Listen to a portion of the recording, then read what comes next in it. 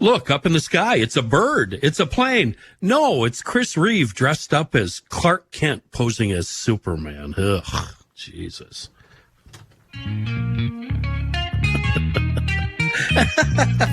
Anytime you shake your head, I pat myself on the back. Well done. I did a good job. Kenny good. Kenny did a good job. He made Amy mad. Oh my God. I don't know if mad's the right word, if it's just like, why? Just depressed. Why are you? Questioning why you're sitting here. Why am I here? Why? We missed you last weekend. We had a dirt track date last weekend at Cedar Lake Speedway. Oh, shoot. Did I forget? I invited you. You did. Drove right past your place. We did. Darn it. As we were crossing over into Wisconsin, we looked back over our shoulder and we saw your Citizen Kane style mansion up on the hill there. Okay. Yeah. Got a lot of questions about that. Do you have a large staff? Actually, to keep that place? It's Great Gatsby like. Yeah. So do you got a large staff there, and do they sleep in the mansion, or do they have their own home? Kenny, you don't let the help sleep in the house. Your heating bill? Now, are you burning wood or coal? How do you heat that joint? Well, my robber baron husband, it's not a mansion, but you probably did see it as you went over the bridge. We did. The new bridge, yeah. You know what surprised me the most? I'm talking about we had a Garage Logic event at Cedar Lake Speedway last weekend. We talked about it last week on Crabby, and a couple of My Talk listeners showed up. I was so happy. Seriously? Yeah. Wow, that's absolutely. awesome. It blew me away. A couple of gals, and I was very thrilled to talk to them. I didn't get to talk to them long enough because there were a lot of folks there, and it's funny. You're in the middle of one conversation with a person or a couple of people, and then the next thing you know, you're in a conversation with somebody completely different. Yeah. That's why I get stressed, and I'm sure you do because I've known you so long. That dynamic of being taken away from a conversation, I feel rude. Yeah. And then but I don't want to be rude to the new people. Right. Not that everybody's trying to talk to me. They're not. Everybody feels this way at any sort of cocktail party where you're having a conversation. Yeah. Then you get dragged over here. Yeah. And or you drag someone. That's what stresses me out about it. And as you're talking to somebody standing right next to you wanting to say something. Right. And I feel like I never have enough time to fully talk to everybody. I know. And I always get really, really nervous about these situations. I actually used to get sick before the state fair. Oh, I bet. It was so nerve-wracking. You know what set me at ease was there was a kid there with his parents, and he was the first person to come up to me and talk to me and ask me to sign something, and I was able to talk to him, and that instantly put me at ease. Totally agree. Yeah. There was a kid, I wish I remembered his name. It was so many years ago. I worked for almost 8 years for Cool 108, and we were out at the fair with frequency. We didn't have a regular booth there, I don't think, at the time. But this kid used to stop by, and he knew, because we had talked about it on air, he knew that I loved like a foot-long hot dog with onions and mustard. Sure. And that adorable kid, which this had to be 20-something years ago, would come by with a foot-long hot dog on the first day every time. And same, Kenny. I instantly felt at ease. He was my safe place. Yeah. Honestly, he was. What is something about kids that immediately put me at ease and make me happy? Well, they don't have any sort of real judgment, or they don't expect you to be anything other than whatever. They haven't been beaten down by the world yet. And they're just cool. Yeah. I just thought this kid was so cool. I believe his name is David. He was just adorable. The one thing I didn't know if this was the right move or not, but obviously I figured out right away that it was. I brought the roommate, my wife, and she used to be a bartender at the main bar in the Caboose for years and years and years. Okay. And whenever we've gone out, back when we were hipsters, she would always attract more attention than I would. More people knew her than knew me. And that was all. Funny. And this was the first time, I think this is the first station event that I've ever brought her to.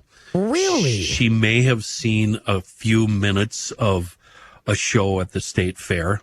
In all these years. Yeah. And I think the only person, maybe Matt and John have met her briefly, but Joe has never met her. I don't think Chris has met her. Rookie height, yeah. Yeah, she is so much better at meeting and talking with strangers than I will ever be. Well, Kenny, so is everyone. Yeah. I mean, no, nothing personal, but respectfully, Yeah, you're not good at it. No. It was nice to have. It was nice to have her there to just, I don't know, help the confidence a little bit. She is like, I saw you sent pictures. I don't think you remembered that you sent me. I have never met, to my knowledge or memory, which is faulty at best, your wife. Ever. Right, And she's way too good looking for you. I've tried to protect her from our lifestyle. Good you know what for I mean? you. Good for you. She doesn't have, so I don't want her to ever feel the heat that I'll just say it, the hate. You know, Right. I don't want her to be subjected to that. So that's why I've tried to keep her away. But Good for you. it was her birthday, and at Cedar Lake Speedway, you pay them money and the money goes to a charity. You can take a ride in the Cedar Lake 2-seater. It's a late model car, which is the fastest class they have. Okay. So we got her a ride in this thing, and she wanted when she knew we were going to do this event last fall, the first thing she said was, I'm going to go for a ride in the 2-seater. And then when it turned out that this date was on her birthday, she doubled down and she said, "You are putting me in that 2-seater." Oh, I saw her get out of it in the video you sent. So when you say whatever it is you just said about what class car it is, how fast does that go? If it was set up to race, it's just set up to turn laps. So it's not set up to fast straight speed. 100 and 110. Going around a track? Yeah. That's fast. Yeah, 3/8 of a mile. That's very fast. Wow. And the ones that are set up properly, you just keep your foot down the whole way. You might let up slightly in the corner, but not for long. You just do that to set the car up to turn. Okay. So it's a really, really fast ride. And what's funny, Amy, is they put a steering wheel on the passenger side. The steering wheel doesn't steer. What? And I didn't know any of this. Hold it. What? Yeah. What does? The driver next to her. The driver's doing all the work in the driver's seat. Okay. The passenger, imagine your car if it had a steering wheel in the passenger side. But why is it there? To keep her hands occupied. Oh, because gotcha. if you tip over, if you brush the wall, you don't want your arm. hands out. Gotcha. Right. Oh, okay. Right. That makes sense. Yeah. It's kind of like what you do when you have a small child back in the olden days when you could have them in the front seat of the car, usually in a bench seat, because there was no such thing as bucket seats. It was a bench seat, and they would be in like some contraption that looked sort of like a half a bathtub. And they would have a fake steering wheel. Remember? You just described my child seat. I know. And it had a horn. A little rubber thing. And it was like, what was it called? Play school? Play school. It was a play school, like steering wheel. Yeah. Yeah. And it wasn't safe at all. No, but if we would have gotten a head-on crash, I would have rocketed right through the windshield. Well, today would be illegal. Right. Frankly. Right. My mom used to take us, and I'm sure everybody's mom did, in a certain day and age, it would have been the 1960s. It was quite literally looked like a bathtub. Yeah. Like a plastic or something tub where the seat belt, which was only a lap belt, never a shoulder belt back then, a lap belt would go through these two slots and keep the bathtub anchored to the bench seat in the back, but the baby would just be flopping in a bathtub. So if you stopped, the baby would fly out of the bathtub through the windshield. Yeah. That's not funny, but it's ridiculous. In the afternoon, there was we called it a very British car show, and there was a bunch of MGs. There might have been a Jag or two, but you know what the hit was? Love MGs. And we give Such a lot of grief he's got a MG and a Triumph. Okay. And he drove the Triumph. I think it's a TR something. TR7? 6, maybe? 6 or 7. From the 70s? Kind of looks like, kind of looks like a triangle. Yeah. Like a wedge. Like a wedge. Amy, it's in original condition and it's perfect. It's never been painted. It's never been touched. Amy, it looks like it was just restored. It is so perfect. This is the car we talked about last week. He bought twice. He bought it. Oh, that's the one he bought. Tell that story again. He bought this car. He had it. He decided, well, I've enjoyed it enough. And he sold it. And he told the guy, if you ever decide to sell this, I want it back. And a few years later, he ended up buying it back. And now he will never sell it. Oh, and it's absolutely amazing. That's amazing. I mean, and that's the actual, not like the car he had. It is the car he had. It's the car. And the interior is perfect. And it's amazing. That's so rare. I was just looking I had they called it a 1982 and a half Corvette. Oh, yeah. It was the last of that body style. It was the C3. They were switching over to the C4, I believe. The bubble back window. The early 70s had the cutout back window. Like the Stingray had sort of a spoiler in the back. Straight down. Like it had a spoiler straight down in the back. The later 70s, early 80s had the window was like sort of like a bubble and went back. Straight back all the way to the tail. I had that car, and I just found out this weekend, that car in that color, there were only about 730 or 40 of them made, ever. It was a silver mist green. Oh, wow. It was the only time Corvette ever used that color, and they only used it on a very small number, and now it's collectible, and I sold mine. You don't know how much. I want it back. You don't know what it's worth, do you? I mean, they're not worth a ton. They're not worth... under 80? Oh, yeah. Yeah. Yes. I could probably buy one now for somewhere between, I think, 20 and 30. What are you waiting for? I know. Seriously. I know. Isn't that funny how you want whatever you thought was really cool? I think this is true for all of us. Whether it be music and what bands you think are really cool, what cars you think are really cool. I think that gets formed at a certain time in your life. Absolutely. And it stays cool forever. Like, I don't want a Corvette from now. They look like Ferraris or Lamborghinis now. They're cool. They're cool. I'm so obsessed with today's Corvette. They're beautiful, but they're not the Corvette I remember. They don't look the same at all. Right? All the guys my age and older all want the split window Corvette. God, yeah. From the 60s. Split window's the best. But, that's a bazillion Is that what, dollars. 68 or something? Somewhere in the 60s, late 60s maybe. You really should buy one. Seriously. I know. I want that one, though. I mean, now I've, like Such, which I don't think I'd ever say that sentence. What Such and I have in common is that I would like, not that, it doesn't have to be that specific car, but I want that specific color. I loved that color. I bet we could find one. Yeah, because I don't want yellow. I don't want black. But we could take a break here because I want you to. Before or do we you go have into stuff? the break. No. Yeah. What year was it? I'm going to look it up during 1982. They called it 82 and a half, but it was 1982. Silver green, I think. 1982. And there was only one setup. Oh my! Let's take a break and we'll come back. Okay.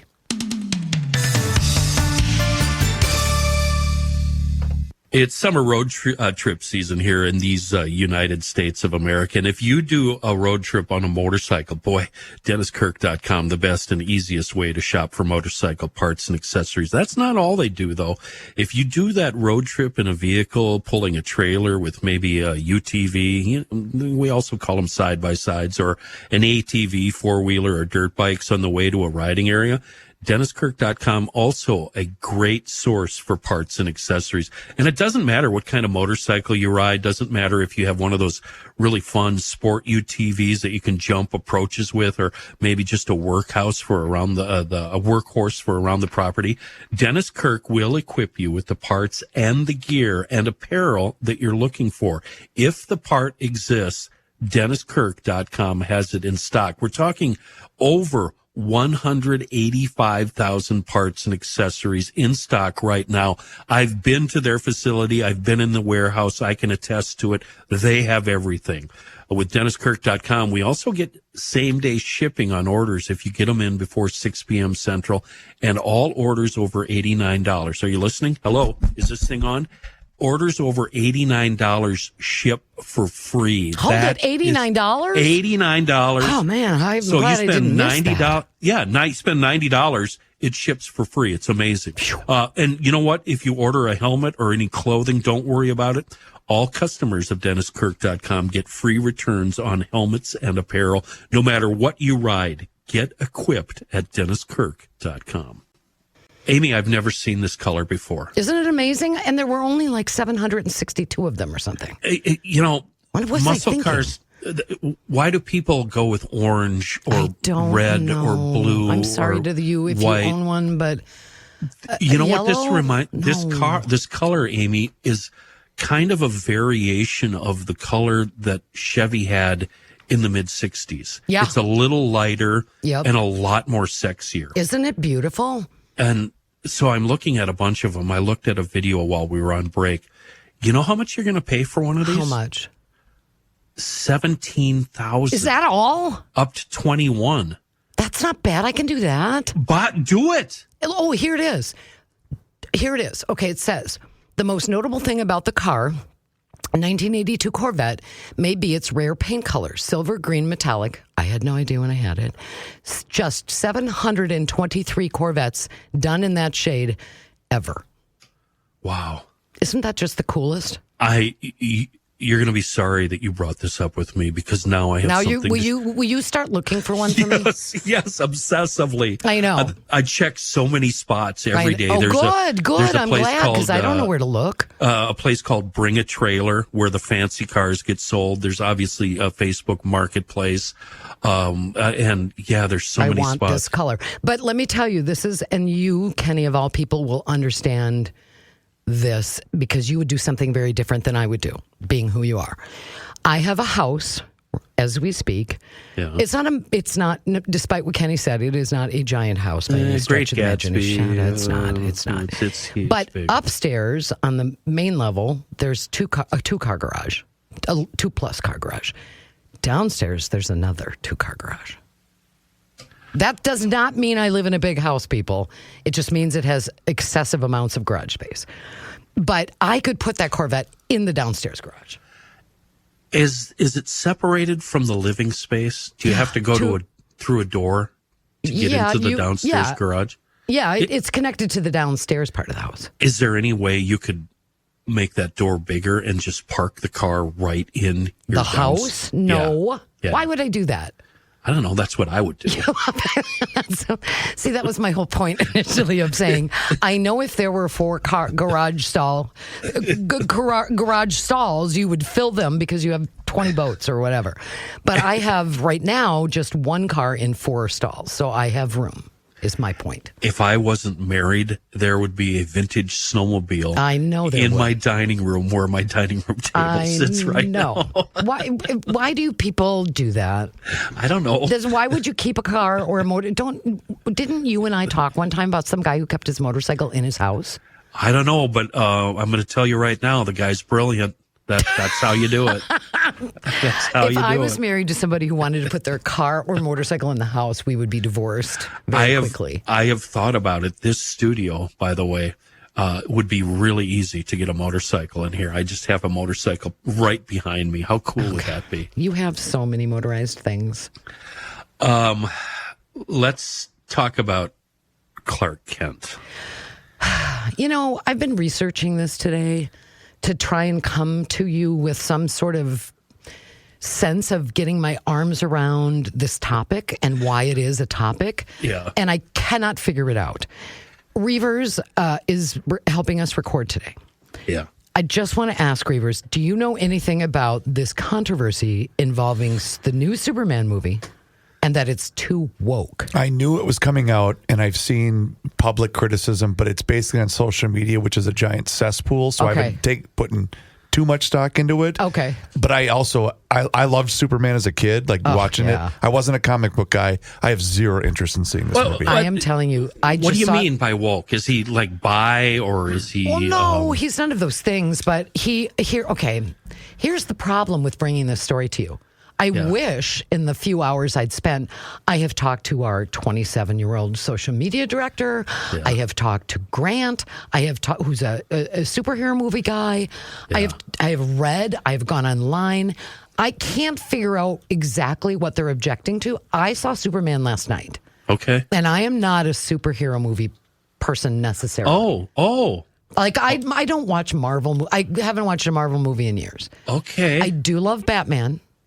That's my. Right, I well. like Spider-Man Okay. as characters, All right. and I was willing to go see Superman because I'd heard really great things about it. So Grant and I'm the guy that I work on syndication with for my talk, and I went and saw it last night.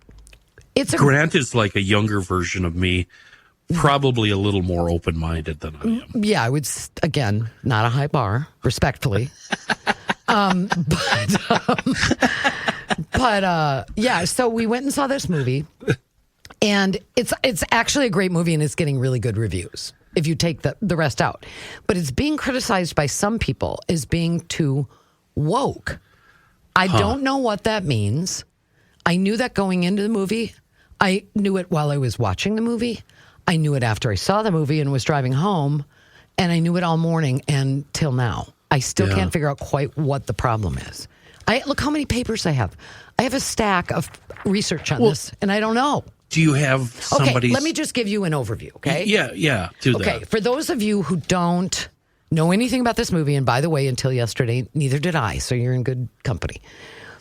Superman, and this is a well-known fact, right? Superman is an alien being from the planet Krypton or whatever. Yeah, and he correct. came to this world, to Earth. Marlon Brando was his father. Correct. Yes. And he, flies around saving people. Right. He's a superhero, but he's an alien, right? With the worst disguise in the history of disguises. His whole disguise is a pair of glasses. So right now, I'm best. Kenny Olson, and I take my glasses off, and I'm... Whoa, who are you? Who's that guy? Right. Who are you? Hi. Well, nice to meet you, sir. Yeah. Read what you got. I want to know. Okay, so here's the thing. But let me give you the quick overview of the movie. The movie it opens that Superman has been defeated. Literally, in the moment you start the movie, he's been defeated by somebody or something. All right. He's bloody, he's beaten, he's got broken bones. Okay, he's good. in like the middle of the desert or this icy place or something. It's like an icy place. I like how it starts. Yep, he's been beaten by something, and you don't know what. And as the movie progresses, I'm going to just give you a really quick overview. There are two countries. They have not real names, so they won't mean anything to you. There are two countries that are at odds with each other, and Superman has inserted himself into that conflict and protected the one being invaded from the other country that was invading it, and now there's blowback about that. On top of the fact that Lex Luthor, who's always the bad guy in the Superman movies, is trying to basically construct the social media and otherwise downfall of Superman.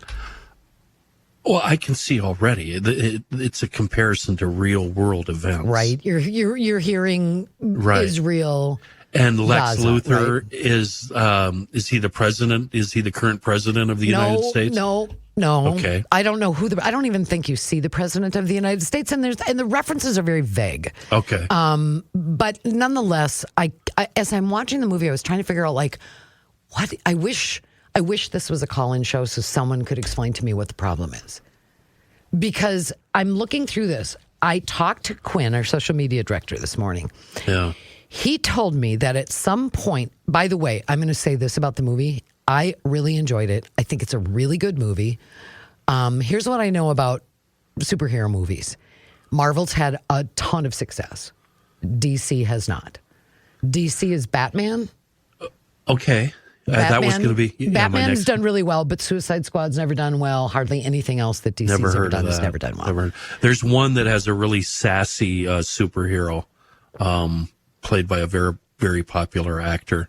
I don't even... He's the Machine or the Big Kahuna or... Iron Man? Yeah. No, that's with Robert Downey Jr., yeah. Yeah, I've seen portions of that. Couldn't watch it.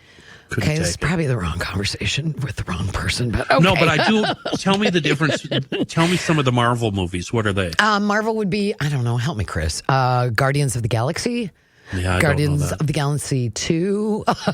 Is that like Super Friends? No, I don't know. Remember the cartoon Super Friends? Thor's a big Marvel Thor's a movie. Marvel guy. Oh, Thor. Deadpool. That's who I was talking about. He's the sassy one. Right, Deadpool. Yeah, he Deadpool. swears a lot and he's sassy and he shoots. Well, that's what's his name? Ryan Reynolds. Thank you, Ryan Reynolds. Yeah.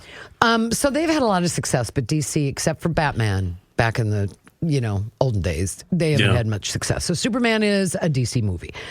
It comes out, and from what I can tell, there's a new guy that plays Superman. Obviously, his last name is Cornsweet. David Cornsweet. That's really a bad name. Come on. But he's a great Superman.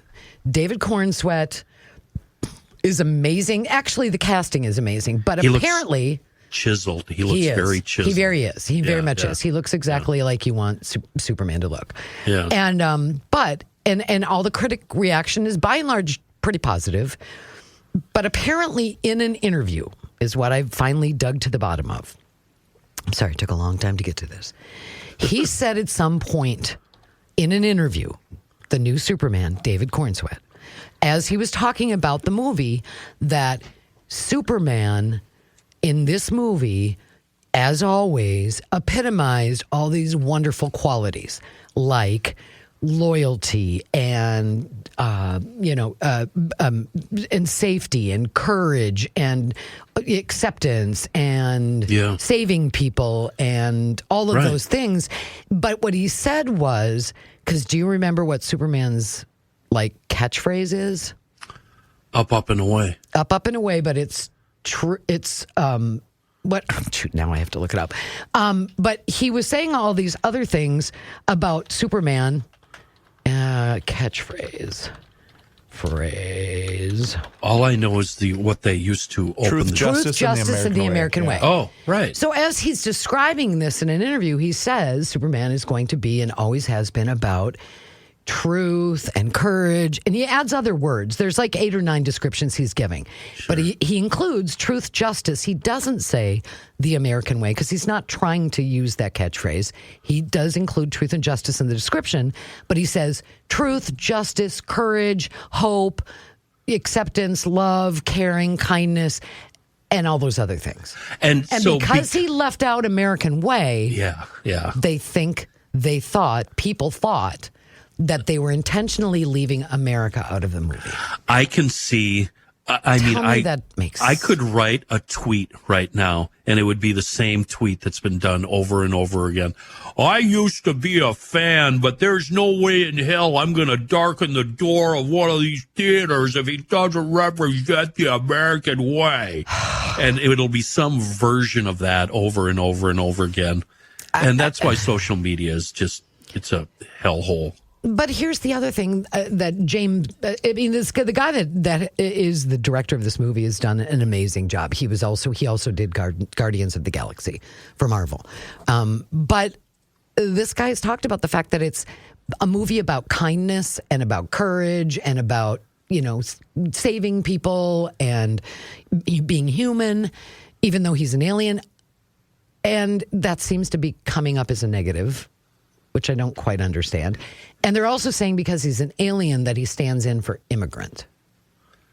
Oh. In this movie. Well, that seems like a lot to pile on to a superhero movie. Stretch. Yeah. I'm not really good at defining or even seeing underlying messages. I need that message slapped right in front of me. That's why I like working with you, because you will call me a shithead right to my face, and that's what I need. I'm that way too, though. I'm that way too, Kenny, and I'm not doing a great job of because I'm having trouble understanding. Let me back up from this. I'm having trouble understanding how Superman, who is A, not real, and B, came of age and of being in, I believe, the 1930s, is now a stand-in for a LGBTQAI plus flag-waving, woke, pro-immigration What anti-American dude. Amy, so are we going to take the S off his chest and put all of those on? I guess. And then in the cape in the back, does he wear a cape in this movie? Yes, he does, of course. So it's got to that'll be a rainbow flag. It's got to be a rainbow flag. For sure, because he's clearly that guy. Yeah. And here's the thing, Kenny. I think this part you may understand, and I think I can do this pretty succinctly. The bad guy in the movie is Lex Luthor. Even somebody like me knows that. Yeah. Lex Luthor is running an organization that is building all these super military, like robot combat soldiers to help to overrun other countries so that he can take it over and make billions and billions of dollars. So if you are anti-Superman in this movie that you people have chosen to call too woke, that means you're on the side of Lex Luthor and a billion, bajillion, batrillion dollar company that wants to destroy the earth. I don't understand. When you described what he's building in the robots, I immediately thought of Putin and his strikes. Right. So which is it? Are we against Superman because he's a immigrant who's LGBTQIA plus, or are we against the Putin guy? Right. I don't get it. I mean, there is blowback on this movie. I don't. What do you mean? There are people that are just really upset, and like you just said, they're not going to darken the door of Superman because of its politics. I don't see the politics, and like you just said, Kenny, if there's politics, they're going to have to be a lot more clear to me. I don't get it. I have a different reason for not liking this from the get-go. What is that? Let's come back and talk about it. Okay. We'll be right back. Here's my problem, Daniels, and I realize this is superficial, and I'm probably the stupidest guy you know. When I saw the previews for this, it didn't look like it was shot with a camera. It looked like everything was computer generated, AI generated. It doesn't look real. Nothing about it looks real to me. The first impression I got was these are a bunch of actors in an empty studio with a big green screen, wrapped around them, and everything is fake. Did you get that impression at all watching it? No, actually. Seeing the movie, I could see how a trailer could come across that way. I haven't seen the trailer. I didn't see the trailer before I saw it. But no, I would say that it was actually, you know how you watch, we all have seen movies that are CGI that you're just like, oh, this is just painful to watch. Yeah. This was not that. I'm sure there was a lot of CGI in it, obviously, and there always is in superhero movies these days. But no, I wouldn't say it looked like that. I thought it was actually really colorful. And they used a lot of, somebody told me that it's the city of Cleveland that serves as the backdrop, which I thought was surprising. Oh. I wouldn't have been my guess. What did they call the city in the movie? I don't remember if they called it anything. I'm sure somebody Metropolis or Metropolis. I think it is, but I don't know if that's what they called it in this movie. But there's a really cute dog in this movie that's actually James Gunn, who's the director, said he has this terrible dog that they rescued, he and his wife, and it's got one ear down and one ear up, and he said it's a horrible dog. It's really rotten, but they love it. Yeah. And it doesn't do anything right, and they can't make it behave, but they love it. And so he took pictures, photographs, and videos of this dog and then modeled the dog that Superman has in the movie, which the dog almost steals the movie. Had the dog been in 5 more minutes of it, it would have been about the dog. It's not that the dog's on a lot, but the dog's really lovable.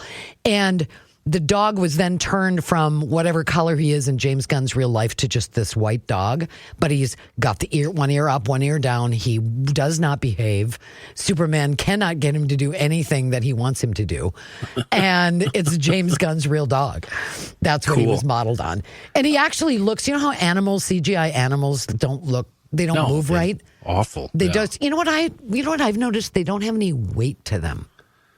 They look like they're floating. Yeah. Right? They don't, when they step, there's no weight to them. A thud. There's not a thud. You don't buy it because it doesn't look like there's any heft. Their body doesn't shake when they step down. Yeah. But I thought this movie was great. I think this David Cornsweet, bad name, is absolutely, this is going to be great. Let's just get down to it. And we're going to give it away here. What do you call it on My Talk? Spoiler. We're going to give away the ending right here and now. No, we're not. Does the marvelous Mrs. Maisel figure out that Corn Sweat is actually Superman? That's not a spoiler. Her name is Rachel Brosnahan. That's Mrs. She was Maisel. Miss Maisel, yes. Yeah. She knows that from the beginning. And they tell you that early on. Oh. She knows that from the beginning. It's one of the cool things about this movie is she is not the Lois Lane of the past, where she's like, oh, help me, Clark. Help me. How much did that role set back female reporters? How can that was forever. It's always been. I loved Superman 1 and 2 because they were so stupid and obviously fake. All the flying scenes were was terrible. just awful. Yeah. And I think in Superman 2, he actually turns back time by flying the opposite way direction. that the Earth is Right. turning. And I was just so delighted by how awful that was. Yeah. So she's actually brilliant in She's this movie. really smart. She's really tough. And she's really kind of cynical. Does she give him any crap about... All the time. Okay, yeah, you got to do something about the disguise. At least put on a fake beard. She gives him. Well, she doesn't give him crap about. Well, she might actually. I think she does say at some point. I could be wrong. Like the glasses, really. Yeah. I mean, she's funny and she's in his face. They have great chemistry. What about? Do they ever delve into? Where's that uniform at? Is it under your clothes? Or They don't, but they should. And there's no phone. There's no more phone booths. So where's he? That's a good point. Yeah, there's no phone. No, they don't get into that, but they're both reporters. She asks him tough questions. They get in a fight. I actually think the writing is really good. Wait, stop. It's not the rom-com formula, is it? No. Where they get in a fight and they separate and then they can't live without each other and they get back together. Kinda. Oh. Does he fly her up to the Fortress of Icicles and, start laying some... No. I'm not going to talk about that. That's the end of the movie. But it's a really good movie. I just don't see the politics. I don't know why does everything, I guess I could have started with this and been a lot less wordy and more articulate. Why do we have to turn a superhero movie into a political statement? Well, it's their own fault, Daniels. They're the ones that making the reference to Trump and to Putin. So did they bring the Jews and the Palestinians up too? Oh my God! Yeah, no, everything is like that. No, it's really sad. Amy, you can't mow your lawn without getting into a political argument. It's true. I was looking last night, Kenny, while I was watching this movie because I'd been warned that people were saying this was a woke movie. So I was looking for the problem. And if you are looking for a problem, you have to look really, really hard and stretch to find. And I don't know what side of it you're going to come down on. Again, there's a real clear evilness in this movie, and it is not Superman. Grant, I said earlier, he's like a younger version of me, but he's a younger version of me that hasn't been kicked in the balls as much as I have. Yeah, he's happier than you. Yeah, he's not as cynical as I am. Right. Did he have anything negative to say about it? No, he loved it. Did your son go? We were going to take Max, and we ended up, he had something else he had to do, but I'm going to go to see it with Max. I think Max will love it. You're going to go again? Yeah. So mostly because I want to see it with Max, because I love watching. So have you filled his head full of all of this pro-Superman propaganda yet? Have you told him how wonderful it is? I told him it was supposed to be really good, but I don't. Let's just say this: my child will likely come down on the same side as I when it comes to overreacting to anti-wokeness. Sure. Yeah. He, I haven't seen him in years. Here's the thing, Kenny. I'm going to uncode this for a second. Go ahead. Do it. Sometimes, and tell me tell me where I'm way off here. I'd love to. I know.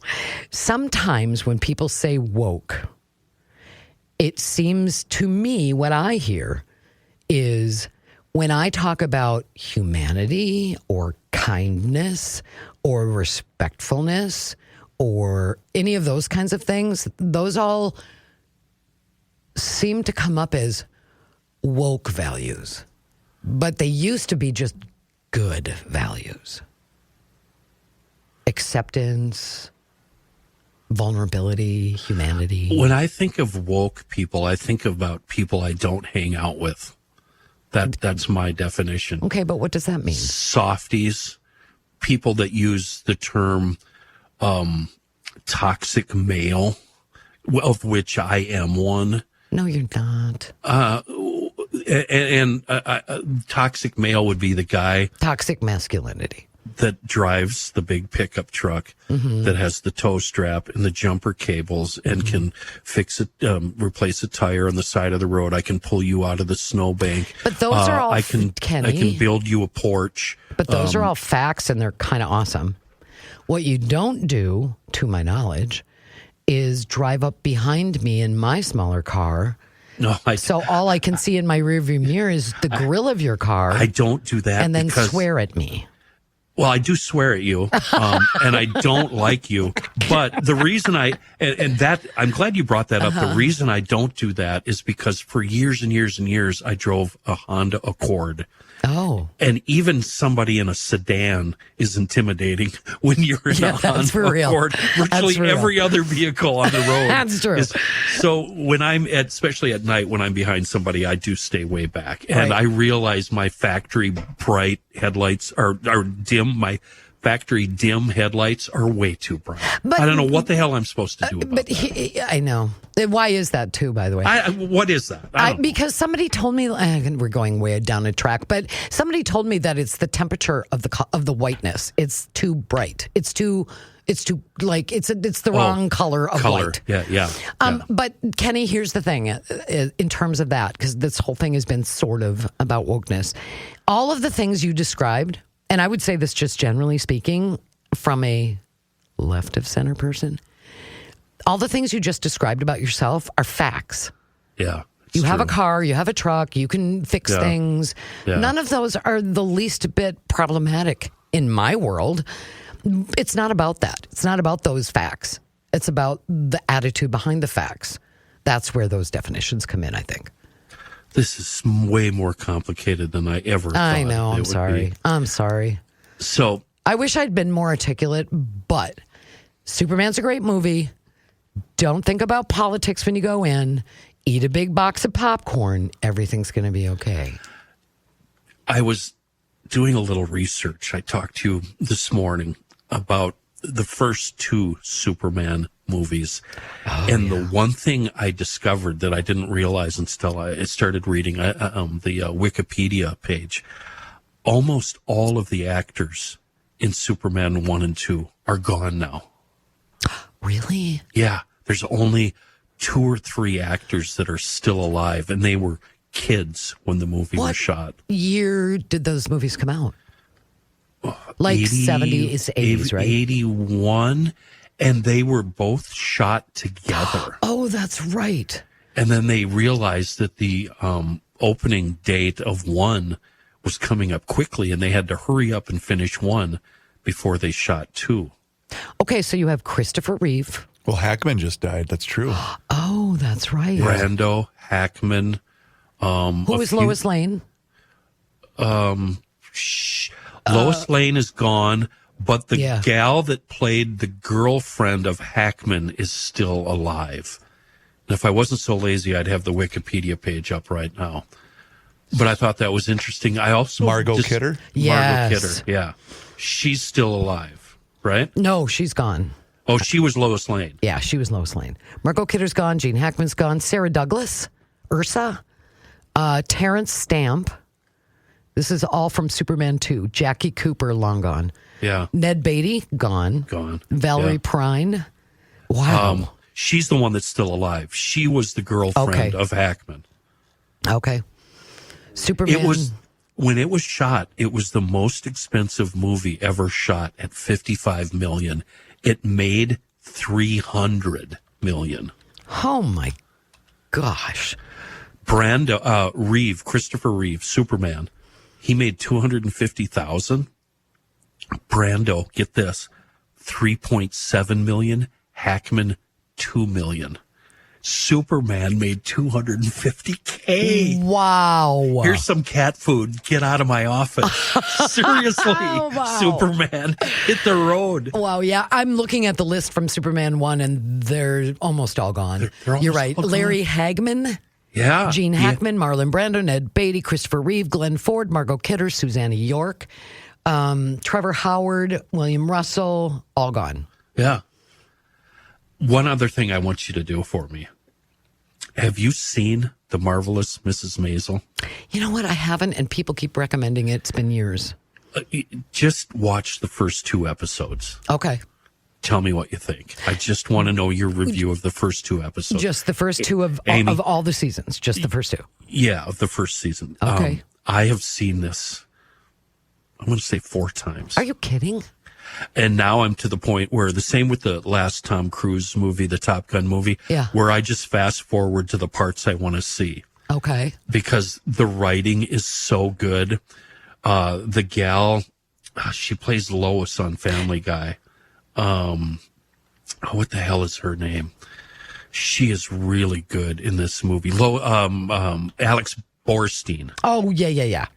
Mrs. Maisel's father, Tony Shalhoub. Yeah, he's Monk. Oh my God, he's brilliant in this. He's the dad, and just because this is a Jewish family on the Upper West Side doesn't make any difference. Tony is everybody's dad. He doesn't hear anything that his wife or kids say to him. He retains absolutely nothing that they say to him. And then when they don't know what he's thinking or what's happening, it's their fault, even though he hasn't told them. He plays that role brilliantly. Well, and the tie together here is that Rachel Brosnahan is Mrs. Maisel. Yeah. In that show, and she's Lois Lane in the new Superman movie. Yeah. I will do that. I will watch it. First 2 episodes. I believe that the writer on that show, Mrs. Maisel, is the same that was on the Gilmore Girls. And they're sort of known for their quick patter back and forth dialogue. Great dialogue. Mm-hmm. Wonderful. The Palladinos, Yeah. Amy Palladino and her husband. Yeah. Lois Lane, or not Lois Lane, Lois Griffith, Alex Borstein, she is fantastic in this. She's tiny, first of all. And she's kind of round, and she is so foul-mouthed that it's just she's got the worst pirate mouth you've ever heard, and it's fantastic. Well, I promise you, Kenny, that I will never, ever bring up a superhero movie with you again. Yeah, please don't. Okay, that's the end of that. All right, and that's the end of the show. Thanks for listening.